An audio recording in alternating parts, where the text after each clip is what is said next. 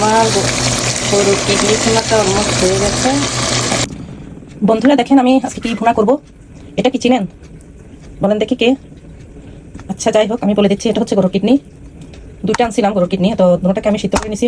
হলুদ আর লবণ দিয়ে সিদ্ধ করে ময়লা পানিগুলো ফেলে দিছি, আর তারপরে পরিষ্কার করে ধুয়ে নিছি। তারপরে একটাকে দেখুন, এই যে আমি কুটে ছোট ছোট করে পিস করে কেটে নিছি। বয়েল করে নিতে হবে 5-10 মিনিট, ময়লা গন্ধটা চলে যাবে। তারপর পরিষ্কার করে ধুয়ে নিতে হবে। তারপরে পেঁয়াজও কেটে রাখছি অবশ্য। একই পাতিলে, যে পাতিলে সিদ্ধ করছি পাতিলে আমি রান্না করতেছি, আবার পাতিলটা ধুয়ে মোটামুটি এই যে তখন এটাকে আবার ছোট ছোট করে সব কেটে নিব। তারপরে আর কি গরুর মশলা সব কিছু দিব, দিয়ে ভুনা।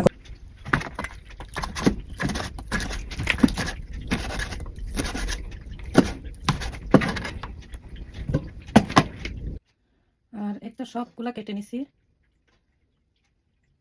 সব কলিজা মানে কিডনিটা কেটে নিছি। আর এখন আমি সব মশলা দিয়ে দিচ্ছি এখানে। এখন দিচ্ছি রসুন বাটা, 2 টেবিল স্পুন রসুন বাটা দিছি। আদা বাটা দিব 1 টেবিল স্পুন, 2 টেবিল স্পুন আদা বাটা।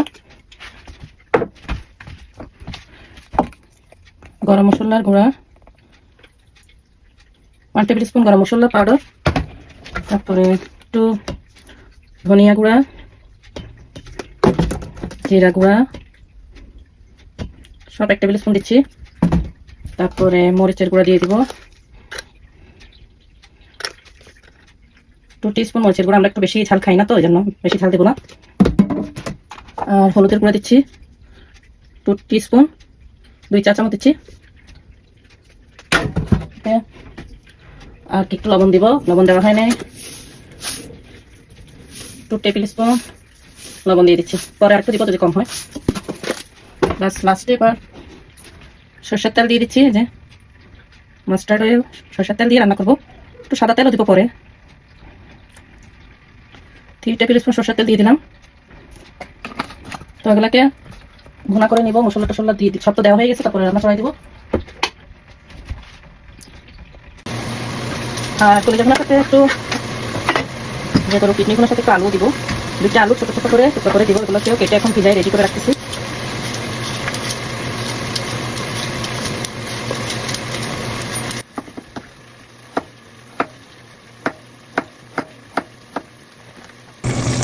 আর বন্ধুরা দেখেন কলিজাগুলো মশলা কষানো হয়ে গেছে, বোনা বোনা হয়ে গেছে।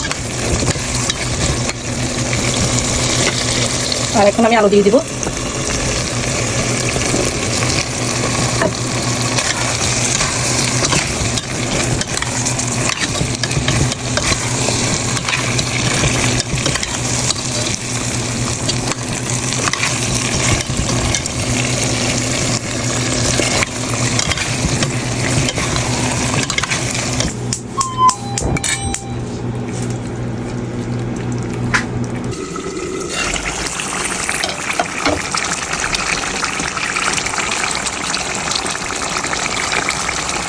কিডনি ভুনা হয়ে গেল, গরম গরম কিডনি ভুনা।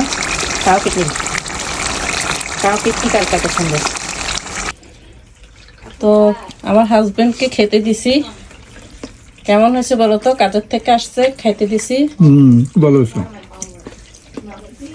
আচ্ছা তুমি কিডনি আনছো ভুনা করে দিতে, আমার জন্য আমি ভুনা করছি।